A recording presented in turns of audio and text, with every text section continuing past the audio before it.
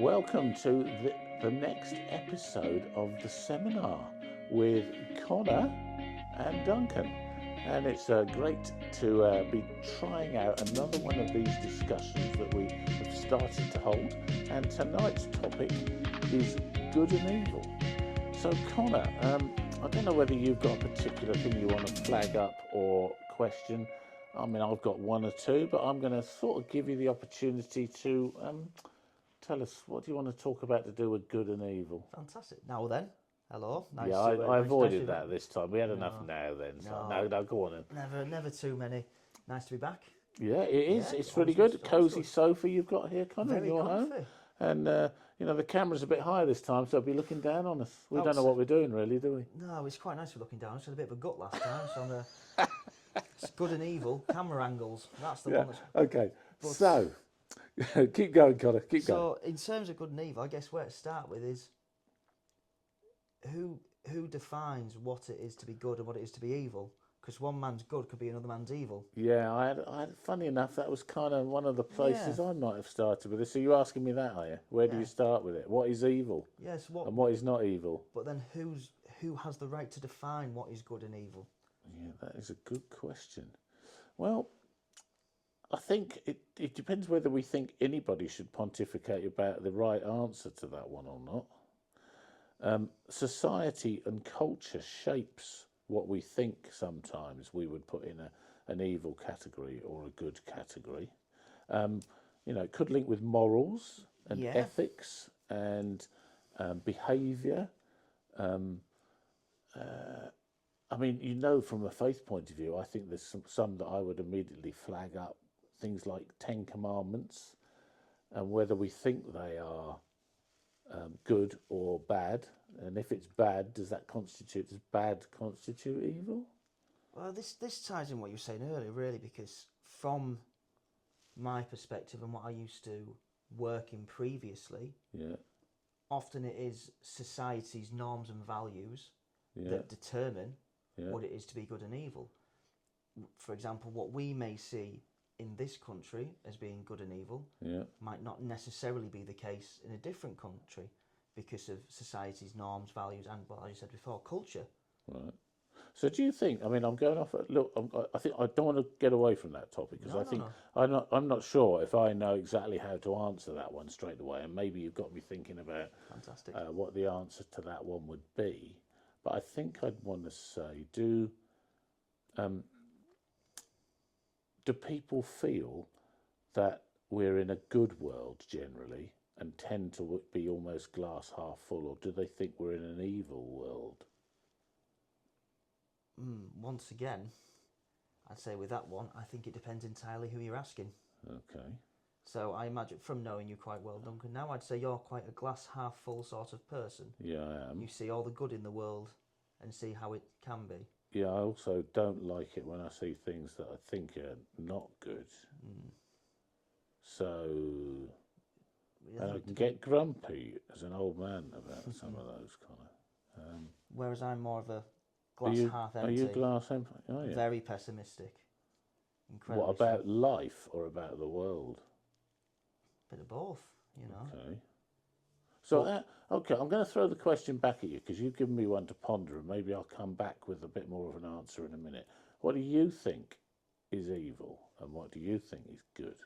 How do you work out your answers to that? For me, to make something good, I wouldn't say it's the act in itself. I'd say it's more the justification behind the act. So the reason why you are doing something is whether that can be seen as good. Evil, different category altogether. I think when it comes to evil, it's more the act itself. But when it comes to good, it's the reason for doing the act. So you can't be evil if you have a reason to do something that's wrong, or you reason that you want to do something wrong. That in itself is not evil. No, so it's... well, that one I might have something to say about. That's an interesting one. Yeah, I think with evil, because then it gets to the categories of evil, I think. So something can be, not good, frowned upon, but it's not evil. So something might go against Can you society. give me an example? Okay, so for example, breaking the law is seen as not being good, but the act itself may not be evil. For example, we touched upon this before, like there's certain laws that we all break in this country quite regularly. You know, people will go above the speed limit. Yeah. Like, do you remember years ago there was the old very extreme illegal DVDs as a crime, you know, the old dramatic music? Yeah. I still streamed online films. Loads of people did. It's breaking the law, but is that act evil? Well, I'd say it was wrong. Now, would I say it was evil? Evil's a strong word. Incredibly, an overused word as well. Incredibly overused, I think. Well, it depends. Depends on what your definition is, I suppose. You see, I would. Do you think? I mean, you've got a 3-year-old, haven't you? You know, when your 3-year-old was he born good, or was he born evil, or was he just born with a tendency to go one way or the other? I'm quite glad you asked that, actually, because I've had thoughts on this for ages. So I am very much of the belief that man is naturally born evil. Because we agree on something, folks. Yeah. Oh wow! So I'm just looking for a pig fly. He's going to try and get out of that now. No, it's the reason I think that is that with my little lad, right, we have to teach him to share. Yeah. We don't teach him to keep it to himself. That is naturally his instinct. Right. So therefore, human nature is naturally greedy. Okay. And we have to teach good, positive values. So therefore, I think we're actually naturally greedy, selfish creatures. Right. I mean, I'm only kind of bringing it up because somebody in my past, when I was grappling with what I believed in a faith sense, talked about original blessing. Whereas I was always brought up, when I wasn't brought up a Catholic. I went to a Catholic school, but I can remember discussions from the age of 7 about original sin and venial sin, and so that goes along in a way, original sin, with the idea that when we are at our origin, we are fundamentally out of order. So what is original sin then, Duncan? Well, I'm not a Catholic, as I said, no. But I mean, I think some of it comes back from my point of view, biblically, to the Book of Genesis, and you can take the Book of Genesis, at least the first few chapters. Some people come at it as a story, and some will come at it as literal fact. I'm not sure that taking one or the other is worth arguing about. I think it's there as a story that talks about how it was perfect, and mankind chose for it not to be perfect, which is why chapter 3 of Genesis is often called the fall. And from that perspective, I see it that humanity is fallen, which means we start off at birth fallen, and the only reason for the biblical story to get us into a position of hope is that actually it turns it around and puts it back to perfect at the end.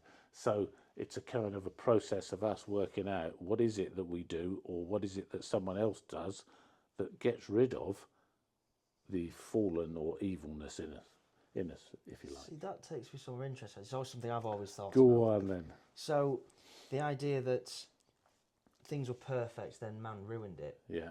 Because of man's natural evil nature. But then I think, weren't we allegedly made in God's image? Yeah, so we that were. makes you think, if we're made in God's image, why are we naturally evil? What does that say about the person who allegedly created us? It says he would have loved us to have stayed perfectly in his image, but he gave us the freedom to be a distorted image. It's a bit like going into one of those joke places and you look at yourself in the mirror and you're either a little bit fat or a little bit thinner or whatever. We have distorted the image that he'd like for us, and somehow what he wants to do is to remold us and reshape us back. But we can't do it on our own, because we showed in the Bible that through chapters in that Old Testament story, every time we decided to go our own way, we messed it up even more. And it was a bit like, well, come back to being better, but every time we worked to get better, we never got there, and then we went off again. So I think it was saying we haven't got the capability of being perfect on our own back. So we're a bit of a failed project. Yeah, in a way, yeah. Yeah. It's an interesting way to think about it. But if you'd made us a perfect project, then it wouldn't have been, we'd have no identity because we'd all be the same.